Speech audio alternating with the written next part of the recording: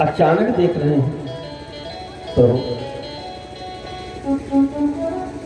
कि बहुत साफ सफाई हो रही है, और साफ सफाई हो रही है तो क्यों भाई साफ सफाई हो रही है? तो सबके यहाँ पता किया गया तो पता लगा कि भाई कार्तिक में द्विज को जो है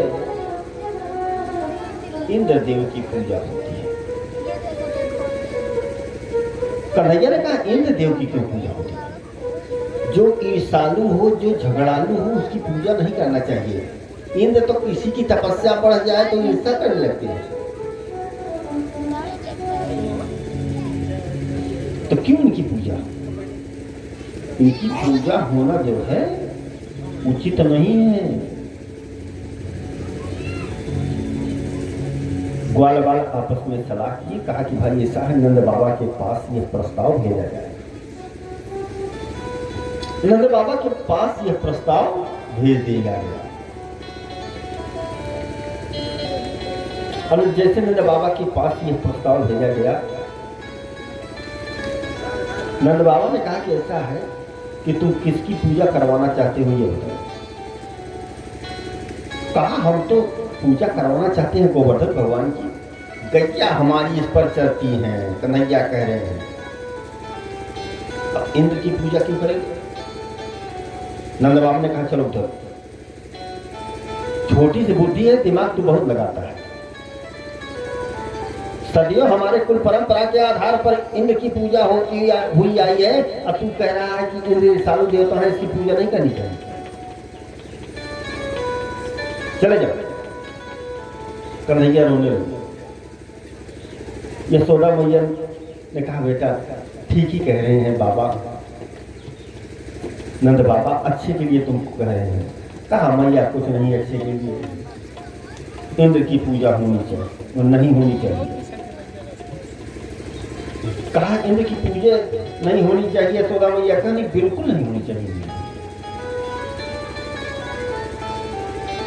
कहा तो कहा गोवर्धन की पूजा। कहा देखो बाबा से हम बाद में बात करेंगे, अभी जो है थोड़ा नाराज है तुम्हारी बात। तो कहा अच्छा ठीक है। कन्हैया ने कहा कि इस तरह से काम नहीं बनेगा, हम पंचायत बटोर लेते हैं। चले गए, समस्त ग्वाल बाल मिल करके पूरे जितने लोग थे नगर में सबके पास चले गए कि ठीक है भाई अब की इंद्र की पूजा ना हो, गोवर्धन की पूजा। अब सबको जा करके आपस में समझा बुझा करके कि किसी प्रकार से बाबा को समझाइए कि पूजा हो जाए। कहा तो ठीक है।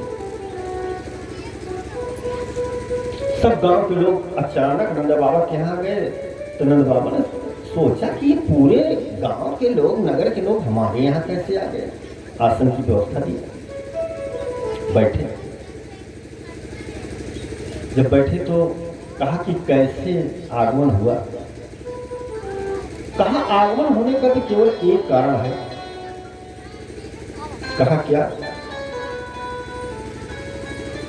कहा आगमन होने का केवल एक कारण है कि ये आपका जो लाला है ना, ये पंचायत बुला लिया है। कहा कौन सी पंचायत बुलाया है? कहा कि इंद्र की पूजा ना हो, गोवर्धन की पूजा। कहा अच्छा, तो तुम लोग इस छोटे से बच्चे के कहने पर आ गए क्या? ये बच्चा जो कहेगा वही हम करेंगे कि हम बड़े लोग हैं तो बच्चे की बात मानेंगे क्या, ये बताओ। नहीं नहीं ऐसी बात तो नहीं है। कहा तब कैसी बात है बताओ? बच्चे के कहने पर तुम लोग आ गए। कन्हैया को कहा गया कि भाई आओ। कन्हैया से कहा गया कि तुम पक्ष रखो। तो कहा कि ठीक है, सबसे पहले बाबा पक्ष रखें तब हम पक्ष रखेंगे। बाबा ने पक्ष रखा। कहा बाबा क्या समस्त ग्वाल बाबा। कहा बेटा देखो अभी तुम्हारी बुद्धि बचकाना है। इंद्रदेव ऐसे देवता हैं, कुछ जल वृष्टि करते हैं, और जब जल वृष्टि करते हैं बाबा तो उससे जो है सुंदर फसल होती है। कहा हाँ ठीक है बाबा। कहा उसी से तो हम अन्न खाते हैं, उसी से गैया के लिए भूसा होता है, हरा चारा होता है। नहीं बरसात होगी तो फिर गोवर्धन पर कैसे घास जमेगी। कन्हैया ने कहा बाबा फिर एक काम करो। कहा क्या? कहा कि आधे गांव के लोग पूजा कर दो और आधे के नहीं। कि पर्यन्य भगवन इंद्र मेधा तच्चात्मूर्तयः तेर्भिवर्षन्ति भूतानां पीडनं जीवनं पयः। कहा आधे लोग गांव की पूजा कर रहे हैं तो आधे के खेती में बरसात हो जाएगी और आधे के नहीं होगी। तो उनके यहाँ से अन्न लेकर के अगली साल हम काम चला लेंगे, फिर अगली साल हम काम पूजा करेंगे, वो नहीं उनको हम दे देंगे। नंद बाबा ने कहा देखो ये बचकाना बुद्धि बात कर रहा है। ये भी कोई बात हुई क्या जो तुम बोल रहे हो? कहा नहीं उसके बाद भी हमारे पास उपाय है। कहा क्या उपाय है बताओ? अगर बरसात नहीं हुई तो क्या होगा? तब बताया। कहा बाबा यदि वर्षा नहीं हुई, बाबा यदि वर्षा नहीं हुई तो कुएं खुदा सकते हैं हम, तो कुएं खुदा सकते हैं हम, तो कुएं खुदा सकते हैं हम। यमुना जी से ये नहर काट खेतों तक ला सकते हैं हम, खेतों से ला सकते हैं हम, खेतों तक ला सकते हैं।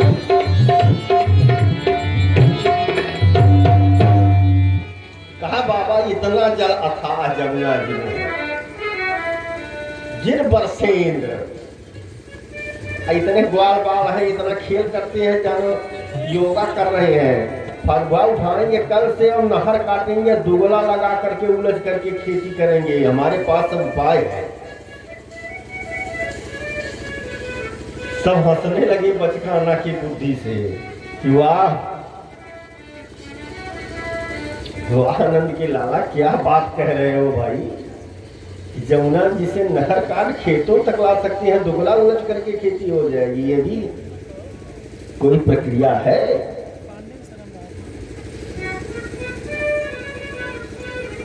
ये कोई विधान नहीं है। लेकिन कृष्ण भगवान का नाम है, नामकरण वक्त करते वक्त ही गुरुदेव ने बताया था, गंगाचार्य जी ने, कर्षयति इति कृष्ण, जो सबको देख करके अपनी तरफ आकर्षित कर ले, उसी का नाम है कृष्ण। सबको आकर्षित कर लिया। अब आकर्षित करने के बाद क्या किया कि अब गांव के जितने लोग हैं सब एक तरफ, नंद बाबा एक तरफ। कहा कि भाई बच्चे की इच्छा है ना कि इसकी इच्छा हो, अब की बार गोवर्धन की पूजा हो जाए, इंद्र की पूजा नहीं होगी। नंद बाबा अकेले पड़ गए। कहा कि ठीक है भाई, अब आप लोगों की जब यही इच्छा है तो यही हो, चलिए। पंचायत में बात पक्की कर लिया कि अब गोवर्धन की पूजा होगी, इंद्र की पूजा नहीं होगी, क्योंकि इंद्र जो है ये सारी देवता। पंचायतन कार्य निश्चित हो। गांव के लोग आए, कहा कि ऐसा है कि इंद्र की पूजा तो होगी। अरे इंद्र की पूजा तो नहीं होगी, गोवर्धन की पूजा होगी। तो इंद्र की पूजा में क्या सामग्री लगती है उसको तो हम लोग जानते हैं, लेकिन गोवर्धन की पूजा में कन्हैया ने कहा मैं बताऊंगा। कहा बताओ। कहा भाई जिससे हम बहुत खाने पीने में शौकीन है ना, वैसे हमारे देवता भी बहुत अच्छे से भोजन प्रसाद देता है, बहुत खाने की शौकीन। कहा हाँ ठीक है, खाने में शौकीन होना ही चाहिए। कहा क्या लगेगा? कहा 56 प्रकार का व्यंजन लगेगा, खूब छक करके खाएंगे। कहा ठीक है। जितने ग्वाल बाल थे घर में आदेश दे दिया कि बनाओ 56 प्रकार का व्यंजन। तो माताएं जितनी थी पहले बहुत ज्यादा सोच लगाया था कि बच्चा है जो कह रहा है इसको पूर्ण करो। अब माताओं की जिम्मे बड़ा कार्य आ गया, कह रही हैं कि गलत किया हमने जो सपोर्ट किया इसका, अब चले हम 56 प्रकार का व्यंजन बनाओ। ये पुरुष लोग तो अपना आदेश दे दिए हम अब बनाए, गैस की रसोई नहीं थी, चूल्हा पर। माताएं मन ही मन में पछता रही हैं कि ये कन्हैया जो है हम ही को परेशान करता है और किसी को परेशान नहीं करता, और तो किसी परेशान करता है। अब माताओं ने क्या किया कि 56 प्रकार का व्यंजन बनाया। अब व्यंजन बनाने के बाद आज तक लोग एक साथ गोवर्धन भगवान की पूजा करने के लिए निकल गए। और जैसे निकल पड़े गोवर्धन भगवान की पूजा करने के लिए, जब गोवर्धन पर्वत पर पहुंच चुके तो कहा कन्हैया ऐसा है कि सबसे पहले बताओ कि पूजा की विधि बताओ। हम जानते नहीं है। कहा नहीं, हमने तो कहा है कि हम संपूर्ण विधि आपको बताएंगे। कहाँ बताओ? कहा कि सबसे पहले फूल लो, फूल लिया। कहा आंख बंद करो, आंख बंद किया। कहा गोवर्धन भगवान का ध्यान करो, ध्यान कर लिया। कहा ले जाओ गोवर्धन भगवान के पास चढ़ाओ, चढ़ गए चोटी पर, फूल चढ़ाया। कहा अब कहा स्नान कराओ। स्नान कराने के लिए 2 घड़ा जब जल ले गए, ग्वाल बाल आकर के सोचने लगे कि ये इसके चक्कर में जो है सांस मेरी फूल रही है। कहा कि हमारे इंद्रदेव जो थे 3 बार आचमनी से जल डालते स्नान हो जाता है। एक बार फूल चढ़ाने के लिए ऊपर चोटी पर गए, उसके बाद 2 घड़ा अब नहीं जाएंगे। बहुत परिश्रम का कार्य है। कहा कुछ नहीं परिश्रम का कार्य है। आगे तो पूछा नहीं, हमने कहा स्नान कराओ तो आप लोग चल दिए। अरे बुद्धिमत्ता है कि कोई काम पूछ लेना चाहिए। कहा बताओ? कहा हमारे देवता जो बहुत सरल है। आंख बंद करो और कहो कि ऐसा है गोवर्धन भगवान मानसी गंगा प्रकट कर दो। देखो प्रकट कर देंगे। कहा ठीक है। आंख बंद किया और आंख बंद करने के बाद समस्त ग्वाल बाल जो है हाथ जोड़ लिया। कहा ऐ गोवर्धन भगवान मानसी गंगा प्रकट कर दीजिए। मानसी गंगा प्रकट हो गई। जब गंगा मैया हो, अब लोगों ने कहा वाह भाई कन्हैया, तुम्हारा देवता तो वास्तव में जो है बड़ा शक्तिशाली है। तो गंगा को मानसी गंगा तो प्रकट कर दिया। कहा हमने कहा था ना, कहा था कि नहीं? कहा नहीं। कहे थे भाई। कहा कि हाँ तो वही तो कहा अब कहा हल्दी अच्छा सिंदूर फूल पान सुपारी चढ़ाओ, उसके बाद फिर मैं बात करता हूँ। जब सब कुछ चढ़ा दिया तो कन्हैया एक रूप में तो नीचे और एक रूप में ऊपर। ऊपर अंतर इतना था कि नीचे 2 भुजा में थे, ऊपर 4 भुजा में। खड़े होकर के कहा अरे ब्रजवासियों लाओ भोग। अब तो जो जिसने बनाया है सीधा कटक जाए। यशोदा मैया ने कहा रुक कन्हैया। कहा क्या? कहा तुम्हारी शकल, तुम्हारी देवता की शकल एक जैसी लग रही है। कहीं तू तो नहीं ऊपर चला गया है दूसरे रूप में? कहा मैया नहीं समझ रही हूँ। कहा क्या? कहा इसी गोवर्धन पर हमारी गैया चलती है। कहा हाँ। अब वही घास खा करके दूध देती है, वही दूध में पीता हूँ। तो इसी तरह से शक्ल जो है एक जैसी दिख रही है। कहा अच्छा ठीक है भाई। अब कन्हैया जो है छक करके खा रहे हैं। अब सब समझ रहे हैं वो गोवर्धन भगवान खा रहे हैं। एक बार अब चलते हैं रामायण पर, उसी से मिलता हुआ प्रसंग कि एक बार हनुमान जी भी खूब छक कर दिखाए थे। कब? जब राम रावण का युद्ध हो रहा था, घनघोर युद्ध हो रहा था, तो रावण ने सोचा कि एक भाई मेरा है अहिरावण, उसको बुला। वो तो अकेले जो है युद्ध समाप्त कर देगा, मायावी है, माया के द्वारा युद्ध होगा।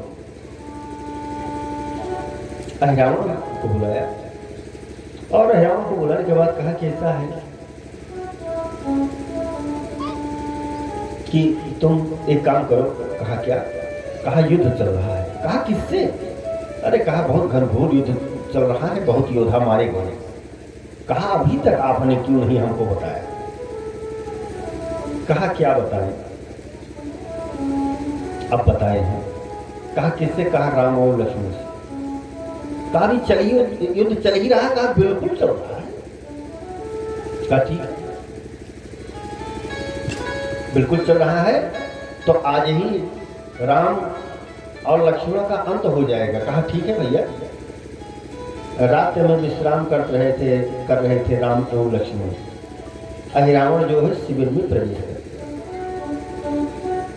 विभीषण का रूप धारण करके शिविर में प्रवेश कर दिया। अब वहां से राम और लक्ष्मण को लिया और ले जाकर के पातालपुरी पहुंच गया। और जैसे सुबह हुई वैसे देखने में आ रहा है कि कहीं पर राम लक्ष्मण ही नहीं है। अब तो राम की सेना में हाहाकार मच गया कि राम लक्ष्मण नहीं है। अब क्या होगा? हाहाकार मचा हुआ। और हाहाकार मचने के बाद होता क्या है कि जामवंत को बुलाया गया। जामवंत जी है, कहा कि सबसे पहले पता करो कि पहरे पर कौन था। पता किया गया कि पहरा किसका था, तो पता लगा कि हनुमान जी का पहरा था। कहा हनुमान जी के पहरे पर तो कहीं कोई गड़बड़ी हो नहीं सकती, लेकिन बुलाओ। हनुमान जी को बुलाया गया। हनुमान जी है, कहा ये बताओ पहरे पर आप थे? कहा हाँ हम ही थे। कहा तो ये बताओ रात्रि में शिविर में किसने प्रवेश किया था? कहा विभीषण महाराज आए थे। कहा ठीक है विभीषण जी बुलाओ। विभीषण जी को बुलाया जामुन जी ने। कहा ये बताओ कि तुम्हारा रूप इस लंकापुरी में और कौन बना सकता है? कहा एक हमारा भाई है, वो पातालपुरी का राजा है अहिरावण, वही हमारा रूप बना सकता है और कोई नहीं। अरे भैया वो बहुत शक्तिशाली है, मायावी है,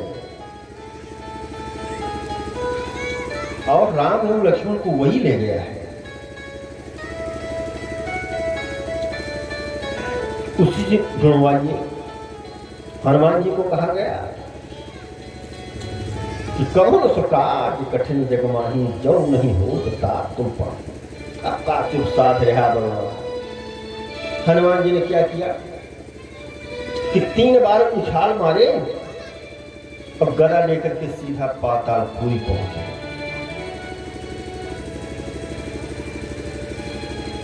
अब पातालपुरी पहुंचने के बाद दरवाजे पर पहरा था मकरध्वज का। चले जा रहे मकरध्वज ने कहा रुक जाओ। कहा क्यों? कहा मैं द्वारपाल हूं, बिना में हमारे महाराज की आज्ञा से आप अंदर नहीं प्रवेश कर सकते। हनुमान जी ने कहा प्रवेश करेंगे तो क्या करोगे? कहा मैं युद्ध करूंगा। कहा युद्ध के लिए तैयार हो, लेकिन इतना समझो मैं किसका पुत्र हूं, जानते हो तुम? मकरध्वज ने कहा नहीं हम तो नहीं जानते हैं।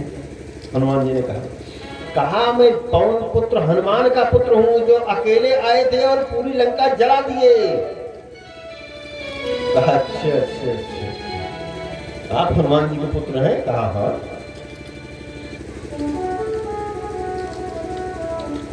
कहा सच में? कहा हाँ। कहा हनुमान जी तो कभी विवाह नहीं किए थे।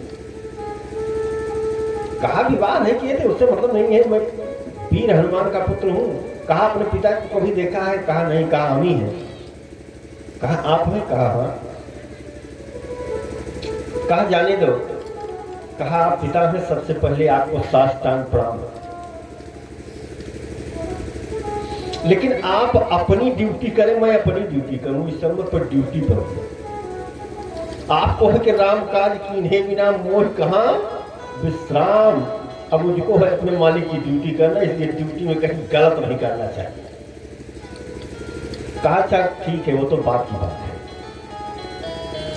ये बताओ राम लक्ष्मण को ले आए हैं? कहा हाँ बिल्कुल ले आए हैं। अपने कुल देवी की पूजा कर रहे हैं, अब पूजा समाप्त हो जाएगी तो कुल देवी को बलि दे देंगे, अब प्रसन्न हो जाएंगे जिससे युद्ध जीत लिया जाएगा। कहा ठीक। तो कहा हनुमान जी सबसे पहले तुम ये बताओ कि तुम हनुमान के पुत्र कैसे हो? कहा ऐसा है कि हनुमान के पुत्र हम हुए, आप हमारे पिता हैं, और जिस समय पर आप लंका जलाए और अपनी पूंछ बुझाई आपने ना, तो आपका तेज जो है अस्खलित हो गया था, वही एक मछली निकल गई और उसी तेज से मैं निकला। हनुमान जी ने कहा कि जाने दो। कहा ना ना ना, ड्यूटी पर हूं, ये काम नहीं होगा पिताजी। कहा तो उठाओ गदा। गदा उठा लिया। अब पिता पुत्र में घनघोर युद्ध हो गया। अब घनघोर युद्ध होते होते हनुमान जी ने क्या किया कि पराजित किया मकरध्वज को और बांध दिया नागपाश। अब बांध करके सीधा पहुंच गए। तो देख क्या रहे हैं कि राम एवं लक्ष्मण को रावण बैठाया है, अपनी कुल देवी का पूजन कर रहा है। तो हनुमान जी ने सोचा कि ऐसा है कि किसी के पूजा पाठ में कहीं व्यवधान नहीं डालना चाहिए, ये पूजा कर ही ले। तो क्या किया हनुमान जी ने कि उनके कुल देवी के ऊपर बैठ गए, सूक्ष्म रूप धारण करके। अब दाब दिए, वो चली गई नीचे। अब मूर्तिमंत होकर के हनुमान जी बैठ गए। अब आज 56 प्रकार का व्यंजन रावण जो है बनाए हैं, तो पहले तो पत्थर की मूर्ति में ऐसे दिखा देता, अब तो हनुमान जी बैठे हैं, जब दिखाओगे तो सीधा अंदर। हनुमान जी भी सोचे कि बहुत दिन से युद्ध कर रहे थे, भोजन ठीक से नहीं मिला, आज व्यवस्था भोजन की प्रभु की हो गई,